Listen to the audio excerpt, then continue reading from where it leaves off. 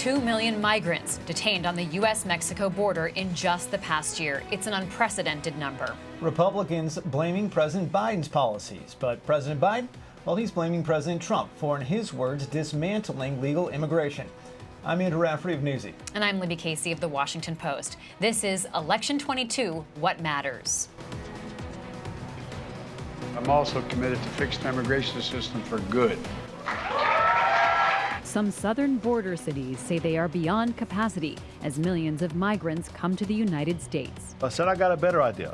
As opposed to busing these people to San Antonio, let's continue the ride all the way to Washington, D.C. Republican governors sending thousands of migrants out of their states to the north. It could not be clearer that this is an attempt to ensure that these people are ordered removed, even as they try as hard as they can to comply with the instructions provided to them. The debate over immigration heating up as the midterms approach. This is episode 5 of a Washington Post Newsy special series, Election 22, What Matters. Now, from the Washington Post newsroom, Libby Casey and Andrew Rafferty.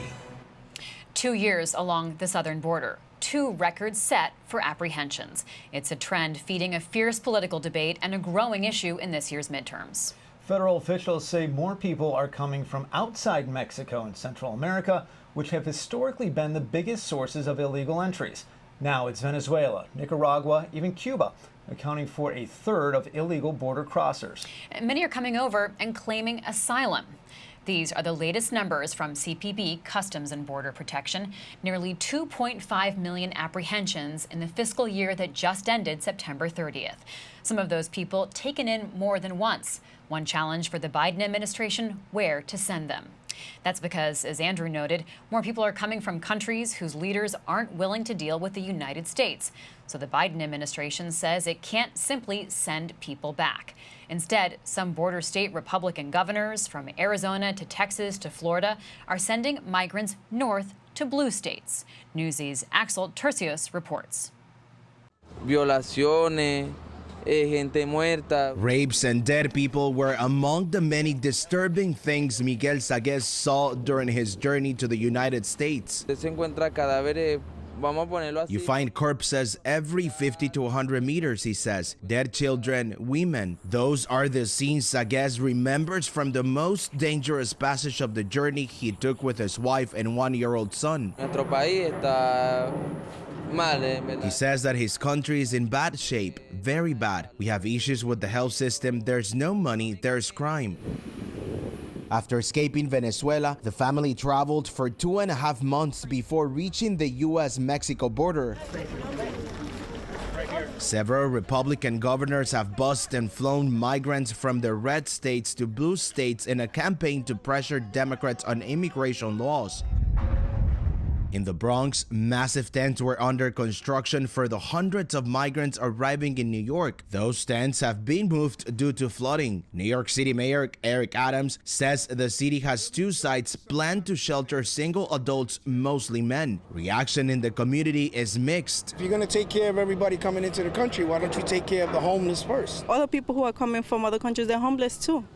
So it doesn't make any difference. At the end of the day, we have to think that we're human beings and everybody deserves an opportunity. These are people who are coming to America because they want a better life. Alexander Rappaport is executive director at Masbia Soup Kitchen Network, a nonprofit that provides support to arriving migrants, and says he agrees with the mayor's decision. As they arrive, it's important to have a place to put the people for the first night, right? We don't want people to go without any place for very long. So if they arrive to a place where the city has hundreds or maybe even thousands of beds in one place. The sites are intended to be temporary stops. People are expected to be there no longer than 4 days before they enter the official shelter system. The city says there will be food, showers, medical and mental health providers, as well as legal aid. Most of the migrants are from Venezuela, Colombia, Ecuador, and Cuba, escaping poverty, political instability, and violence. On their way to the U.S., many crossed the Darien Gap, a lawless stretch of dangerous mountainous rainforest extending across Colombia and Panama. Saguez describes the journey across the region with his family. He says he was scared his wife will be raped and says his small son almost died when they slipped down a mountain. Since May, more than 15,000 migrants have come into New York, straining the city's shelter system. The mayor says the number may soon reach 75,000. Meanwhile, Sacchetti says he still can't believe they made it to New York, a city he dreamed possible only in the movies. He feels happy and relieved despite the uncertain future. New York City Mayor Eric Adams has said that the city is exploring different options to house these migrants. One of those options is to use a cruise ship to temporarily house these people before they officially enter the city's shelter system. Andrew. Axel Turcios with us from New York. Axel, we are looking forward to continuing this conversation in our roundtable in just a few moments. Let's bring in our first guest, a Texas Republican who represented the 23rd District there from 2015 to 2021. Will Hurd spent his political career along the border because his district spanned more than 500 miles from San Antonio to El Paso. Congressman, welcome. I'd like to hear your opinion of red state governors shipping migrants to northern states and northern communities. Well, I would prefer that there was conversations happening to say, listen, our border communities are overrun, don't have the capacity any longer to house and feed and take care of the volume of people that are coming here illegally, and we need help. I wish that conversation was going on. I also wish blue state mayors were coming back and saying, hey, we can accept 1,000 people a week, bring them here to this location.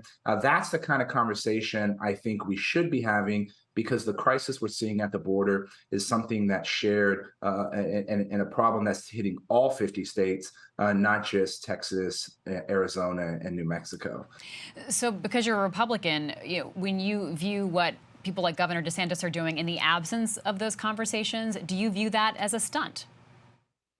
Yeah, these were antics to try to get people talking about these conversations. But when you look at the individuals that have been bused to Washington, D.C., a lot of them have been interviewed, and they've actually been thanking Governor Abbott for the $261 bus fare because it helped people get closer to their destination. This focus on the antics of the governors of Texas and Florida, more so than focusing on the root problems and the real crisis, to me is one of the problems, and it shows that a lot of people don't understand what's really going on and what the problem is. And one of those, and I've talked quite a lot about this, is how we handle asylum. Asylum is something we should be granting. It's a right for individuals that are seeking to escape persecution, but not everybody qualifies for asylum. Yeah, so Congressman, I'm interested in picking up on that point, because our reporters are talking to individuals both who are in Texas, New York, being shipped all over the country, and all of them have very compelling stories about how the difficulty their lives were coming from the countries where they are originally from. And so on the asylum issue, where do you draw the line? How do you decide who is actually able to get asylum versus who is not? Well, it's not my decision. It's laid out in it was a piece of legislation passed in the U.S. and I think it was the late 80s that relies on UN resolutions about refugees. And ultimately, a refugee is somebody who is applying for help outside of a country. If you're already in a country and you apply for this kind of protection, that's what an asylum seeker is. And ultimately, what happens is you have to be part of a protected class. Gender, race, religion, political affiliation. You have to be part of a class that's actually protected, and those classes are outlined in law. And you have to be persecuted by your government, or your government is preventing you from being persecuted. Those are the rules ultimately for asylum. This is something we should be able to get right, and it's frustrating that this problem has lingered for so long. And Congressman, before you go, I got to get you on some politics, just about a minute here, but you're somebody who's won over Hispanic voters. Your district was heavily Hispanic. What is your kind of advice to candidates on both sides of the aisle, but specifically Republicans who need Latino voters, need Hispanic voters in order to be successful in November? Sure, it starts with don't be a jerk, don't be a racist, don't be a misogynist, don't be a homophobe, all those kinds of things. But it also means show up, talk about issues that people care about, and I would lump those into three categories. People care about being able to put food on their table, a roof over their head, and making sure the people that they love are healthy, happy, and safe. So talk about those pocketbook issues, and you're going to ultimately be successful. That's how a Black Republican continue to be successful in a 72% Latino district. Well, thank you so much. Former Congressman Will Hurd, good to see you, sir. Appreciate your time. Pleasure is mine. A quick break, then we're back with our political roundtable. How will the fight over immigration policy affect the midterms? That discussion next on Election 22, What Matters, from the Washington Post and Newsy.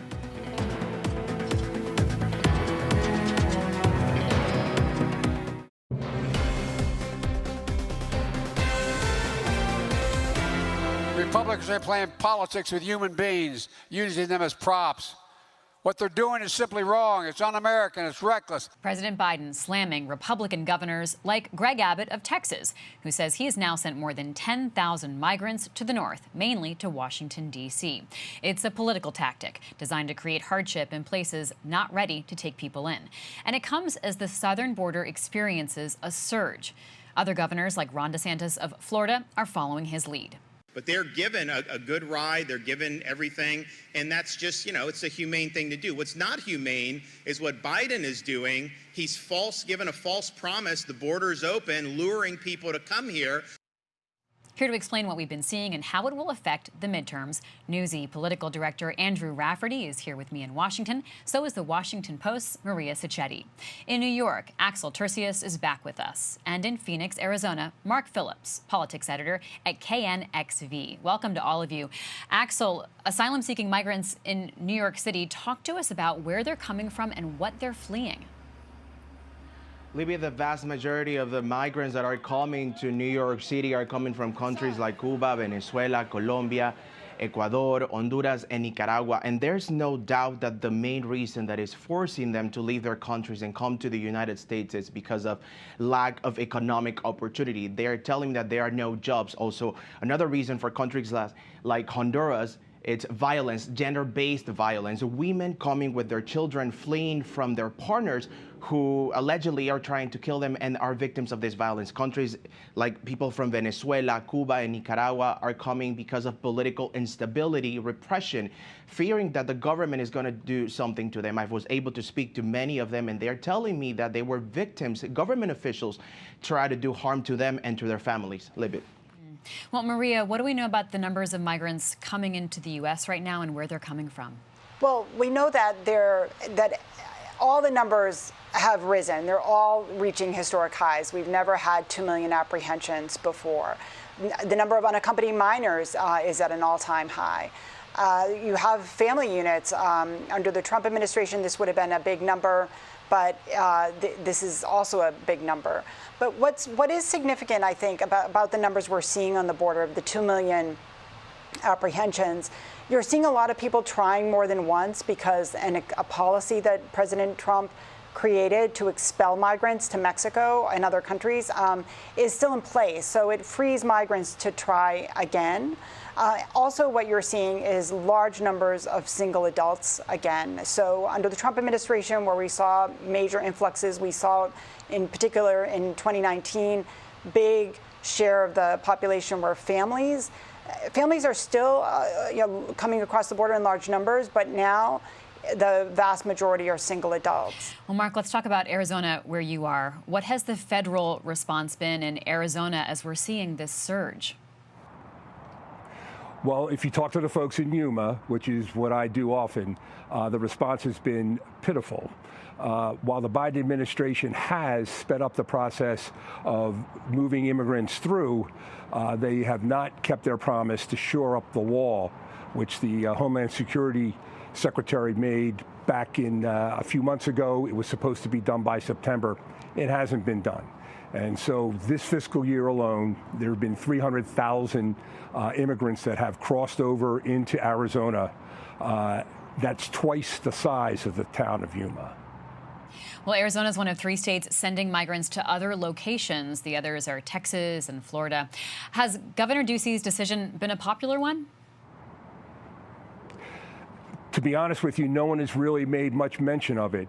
What the governor has done as of today, 57 buses, a little over 2,000 immigrants who he says have volunteered to travel to Washington, where they go to the Union Passenger Terminal, are met by refugee relocation people, and then sent on their way. Most of them want to go to New York, New Jersey, and Florida. Last week, some immigrant rights groups called for an investigation, and they included Governor Ducey in that. It seemed like they were targeting mainly Florida's governor and Texas's governor, but they included Ducey in that. Well, Andrew, the other 2 Republican governors who've been front and center when it comes to shipping asylum seekers out of their states, Governors Abbott and DeSantis, are also up for re-election this year. Is this something that is helping them politically with their base? Well, look, I mean, this kind of goes to Mark's point where he says a lot of people in Arizona aren't necessarily talking about it. The surveys that have asked that question show that, yeah, most people in the greater population are not in favor of it, but it's not by a large margin. There are some arguments that really resonate with especially Republican voters. And what we heard from former Congressman Hurd a little bit ago, the idea that these are self-proclaimed sanctuary cities where these individuals are being sent, and they just have more capacity to care for them. But politically speaking, putting the polling aside, what happens when we saw what happened in Martha's Vineyard, for example? We saw Governor DeSantis was on Fox News, got a ton of attention. He has fundraised off it. Same with Governor Abbott as well. So politically, there are some very clear advantages. Aside from how the greater population feels about this, we are seeing this work into the political potential campaigns of both Texas and Florida's governors up for re-election. We know at least the Florida governor is eyeing something bigger in 2024. Yeah, the question of national versus statewide politics. So, last week on this program, we talked about how Republicans are messaging around crime because they think voters see them as a party that can handle that issue. Do they have that same perspective on immigration? What's interesting is not as clear cut, and we can show some numbers from the Washington Post ABC poll out just the other week, and it shows a pretty clear split between Republicans and Democrats there. But the key here is that the question is about immigration. And most Republicans aren't necessarily talking about immigration. They're talking about border security. And so you don't hear the issue of comprehensive immigration reform talked about too much on the campaign trail. You hear it much more often mentioned in the vein of securing the borders, making sure that people who are not crossing illegally. And on that question, Republicans do have a little bit more clear advantage, and that's why there's so much messaging around it in the midterms. Oh, Maria, Andrew makes a great point about so much focus being on the border because it's such a controversial and hot topic. So talk to us about the millions of undocumented workers who are here in this country, students, young people, old people who've been here for decades. They don't have legal papers. What's their situation? Well, and they're basically in limbo as everyone focuses on the border, and they have been for 4 decades. As long as that. And so generations of people have grown up here and raised families. They have Costco cards, and they're waiting for Congress to make a decision, just like they did in 1986 when Republicans, and there was a Republican president who signed an amnesty that let millions of people apply for legal residency and ultimately citizenship. But in a country as divided as this one right now, you have the result in the Senate. The Senate is deeply divided. They can't reach an agreement on immigration, and so everybody's in limbo. Now, you have a macroeconomic question, though. Everybody's focused on the border, but there's a lot of construction jobs, a lot of technological jobs, there's a lot of healthcare jobs that need to be filled in the United States, and Republicans know that too. Thank you to all of our panelists, the Washington Post's Maria Sacchetti, Newsy's Axel Turcios, and Mark Phillips with KNXV. Andrew and I are back in a moment with some specific races to watch, races that could turn on the issue of immigration. Back now in our closing moments to zero in on some specific races where immigration may be a deciding factor. Andrew? Yeah, huge issue all over the map. Obviously, those border states. We will start deep in the heart of Texas with Governor Greg Abbott taking on a name that's familiar to a lot of people, Beto O'Rourke. They had a debate the other day where Abbott was really put on the hot seat about the idea of busing these migrants to New York. The defense that he's always given is that these are cities, New York is one example, that are better prepared to deal with the influx of migrants that are really taking over small Texas towns, in his words. Beto O'Rourke, not as comfortable, honestly, on the issue specifically of the border, even though he's from El Paso, has a lot of experience down there. But the messaging is obviously very different running for governor than it was when he was running for president a couple of years ago. His campaign, much more comfortable talking about abortion rights, gun laws, which was, of course, a staple of his race run in 2020. But, of course, the migrant issue still playing out very prominently there. Then, it's not just these border states, Libby. Go up to New Hampshire. You have Maggie Hassan, who's running for re-election, a Democratic senator, has her opponent Don Bolduc, who's a Republican, who has been hitting her on the border, not just the border with Canada. We are talking about the southern border. And so Hassan was very open and clear and earlier this year in her opposition to ending, remember, Title 42. That was the Trump era law that allowed more migrants to be turned back because of the pandemic. The Biden administration wanted to end that. It's been held up in court so far, but it's enough of an issue where she is running some advertising now showing that she is strong on the border. So it's obviously something, it's probably not going to be the ultimate deciding factor in that race, but it's something that she is at least aware of. And then we'll go to Nevada, which is one of the most interesting states. It has a huge Senate race, probably the best pickup opportunity for Republicans as we sit here today. And of course, the immigration issue is playing out similar to how it's playing out in a lot of other places. But the interesting thing about Nevada is how large of a population of Latino voters they have. And we heard Will Hurd talk about this a little bit ago, just how do you appeal to Latino voters? And there's some real worries among the Democratic Party that they are either sitting out this election or even turning Republicans. And one of the things Will Hurd said was, number one, don't be a jerk when you talk to Hispanic voters. But the other thing that was really important is talk about the issues that appeal to them. And it's not just immigration. And you can see this polling from NBC News and Telemundo, which looked at what are the top issues for Latino voters. This isn't just Nevada, this is nationally, but it is instructive of just how these candidates are trying to appeal to them. Top issue, like it is for almost everyone, cost of living. Number two, you see threats to democracy, jobs in the economy. Then comes immigration and the border. So if you're a candidate, you're trying to win over this key voting bloc, a voting bloc that we know has a lot of power now. It's going to be even more important in 2 years. You got to talk about the economy. Andrew, I remember the last midterm election when then President Trump was talking nonstop about a caravan of migrants. It was all over Fox News. And then the election was over and it was a non-issue. So the question is, what is political froth and what is the real story of people seeking help and aid by coming across the border? Important point. These are individuals. These are real people we're talking about. Yeah. So. Well, on behalf of Andrew, thanks to our guest this half hour, and thanks to you for watching this episode of Election 22, What Matters. Next week, we look at climate change and the aftermath of Hurricane Ian triggering what the Florida governor called a 500-year flood event. Where does the issue rate for voters? And how will the outcome of the midterms affect policy and the climate? We'll discuss. I'm Libby Casey. I'm Andrew Rafferty. Thank you so much for joining us for this collaboration between the Washington Post and Newsy. We'll see you next week.